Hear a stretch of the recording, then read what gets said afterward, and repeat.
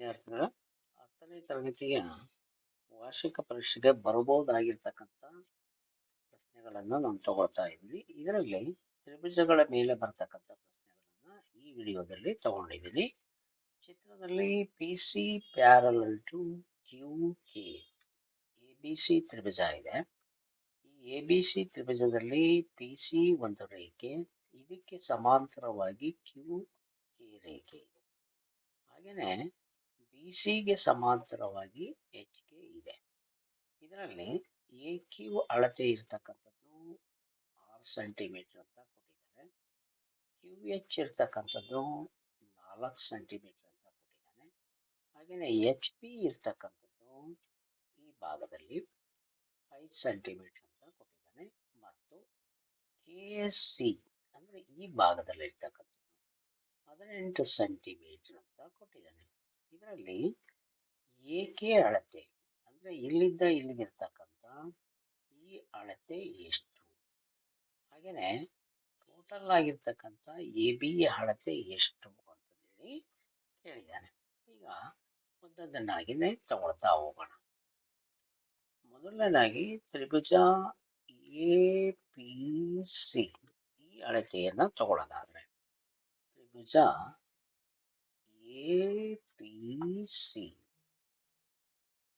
A P ಮತ್ತು C ಇದರಲ್ಲಿ Q K ಅಂದ್ರೆ ಇದು ಇಲ್ಲಿರ್ತಕ್ಕಂಥದ್ದು ಕ್ಯೂ ಮತ್ತು ಕೆ ಇವೆರಡೂ ಕೂಡ ಒಂದಕ್ಕೊಂದು ಸಮಾಂತರವಾಗಿರ್ತಕ್ಕಂಥ ರೇಖೆಗಳು. ಅದರಲ್ಲಿ ಎ ಕೆ 6 ಸೆಂಟಿಮೀಟರ್, ಆಮೇಲೆ ಕ್ಯೂ ಪಿ ಇದರಲ್ಲಿ ಕ್ಯೂ ಪಿ ತಗೋಬೇಕು ಅಂತಂದು ಹೇಳಿದ್ರೆ ಇದೊಂದು 4 ಸೆಂಟಿಮೀಟರ್, ಇದೊಂದು 5 ಸೆಂಟಿಮೀಟರ್ ಇದೆ.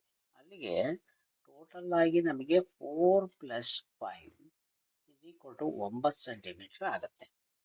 ನೆಕ್ಸ್ಟ್ ಒಂದು ಕೆ ಸಿ ಬೆಲೆ ಇರ್ತಕ್ಕಂಥದ್ದು 18 ಸೆಂಟಿಮೀಟರ್ ಇದೆ. ಈಗ ಎ ಕೆ ಬೆಲೆಯನ್ನ ಕಂಡುಹಿಡ್ಕೊಳ್ಳೋಣ. ಹಾಗಾಗಿ ತ್ರಿಭುಜ ಎ ಪಿ ಸಿಯಲ್ಲಿ P C parallel to Q K, ಹಾಗೆಯೇ ತೇಲ್ಸನ ಪ್ರಮೇಯ ತಗೊಳ್ಳೋದಾದ್ರೆ ಎ ಕ್ಯೂ ಬೈ ಕ್ಯೂ ಇಲ್ಲಿರ್ತಕ್ಕಂಥದ್ದನ್ನ ನಾವು ತಗೊಳ್ಳೋದಾದ್ರೆ Q P is equal to A K by K C. A Q ಬೆಲೆ 6 ಸೆಂಟಿಮೀಟರ್, ಕ್ಯೂ ಪಿ ಬೆಲೆ ಅಂದರೆ 4 + 5 + 5, ಎ ಕೆ ಬೆಲೆ ಅಳತೆ ಗೊತ್ತಿಲ್ಲ, ಕೆ ಸಿ ಇದು 18, ಅಲ್ಲಿಗೆ 6 + 9 ಎ ಕೆ 18. ಇದನ್ನು ಇಲ್ಲೇ ಕ್ಯಾನ್ಸಲ್ ಮಾಡೋಣ. 9 ಅಂದರೆ 9 ಅಲ್ಲಿಗೆ ನಾವು ಓರೆ ಗುಣಾಕಾರ ಮಾಡಿದ್ವಿ. ಎ ಕೆ ಇದನ್ನ ಹೀಗೆ ತಗೊಳ್ಳೋದಾದ್ರೆ A K into 1 A K ಆಯಿತು, 6 ಇಂಟು 2 12 ಸೆಂಟಿಮೀಟರ್. ಇದು ಎ ಕೆಯ ಅಳತೆ ಆಗಿರ್ತಕ್ಕಂಥದ್ದು. ಇನ್ನು ಎ ಬಿ ಅಳತೆಯನ್ನ ತಗೊಳ್ಳೋಣ. ಎ ಬಿ ಅಳತೆ ಯಾವುದು? ಎ ಇಂದ ಬಿಗಿರ್ತಕ್ಕಂಥ ಅಳತೆ. ಅಲ್ಲಿಗೆ ತ್ರಿಭುಜ ಎ ಬಿ ಸಿ ಟೋಟಲ್ ಆಗಿ ತ್ರಿಭುಜ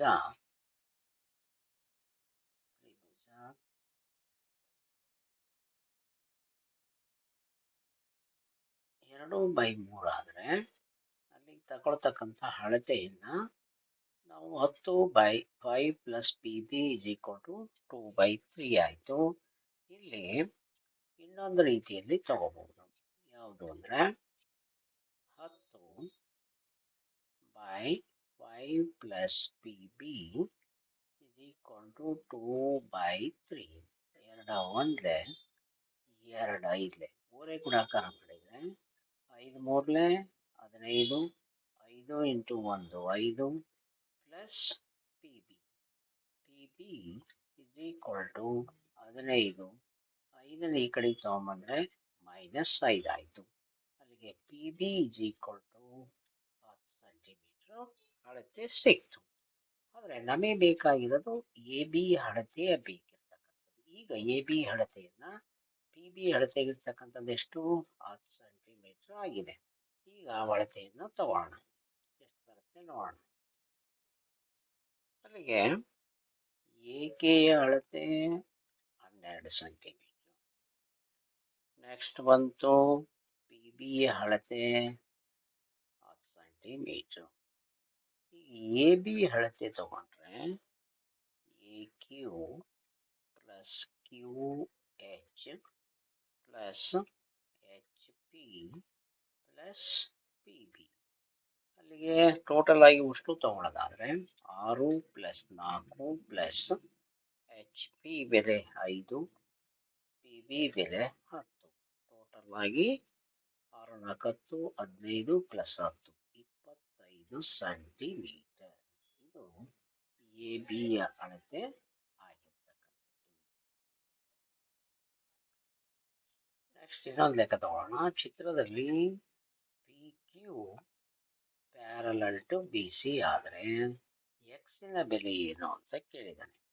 ಇಲ್ಲಿ ಎಕ್ಸಿನ ಬೆಲೆಯನ್ನ ಕಂಡುಹಿಡಿಯೋದಕ್ಕೆ ನಾವೇನ್ ಮಾಡೋಣ, ಕೊಟ್ಟಿರ್ತಕ್ಕಂಥ ತ್ರಿಭುಜ ಎ ಬಿ ಸಿಯಲ್ಲಿ P Q parallel to B C, ಇದು ಕೂಡ ತೀರ್ಸನ ಪ್ರಮೇಯಕ್ಕೆ ಬರುತ್ತೆ. A P divide by P B is equal to AQ by QC. ಅಲ್ಲಿಗೆ ಎ ಪಿ ಬೆಲೆ 1.8 divide by 5.4, A K X ಇದು 7.2. ಅಲ್ಲಿಗೆ ನಮಗೆ ಸಿಗ್ತಕ್ಕಂಥದ್ದು 1.1ಲೆ 1.3ಲೆ ಅಂದರೆ 0.3 ಆಯಿತು.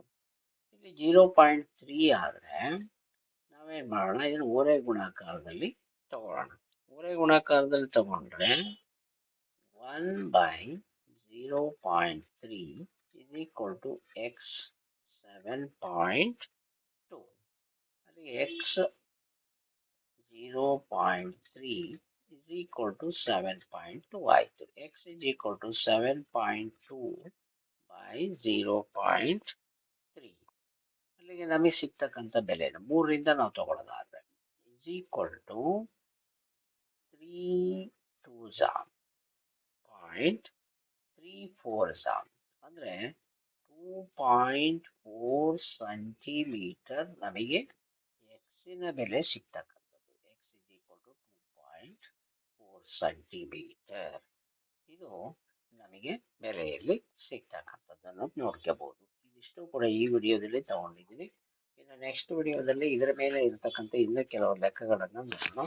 ಏನಾದರೂ ಡೌಟ್ಸ್ ಇದ್ದರೆ ಕಮೆಂಟ್ ಮಾಡಿ ಅಂತ ಹೇಳ್ತಾ ಮತ್ತೊಮ್ಮೆ ನಿಮ್ಮೆಲ್ಲರಿಗೂ ಕೂಡ ಧನ್ಯವಾದಗಳು.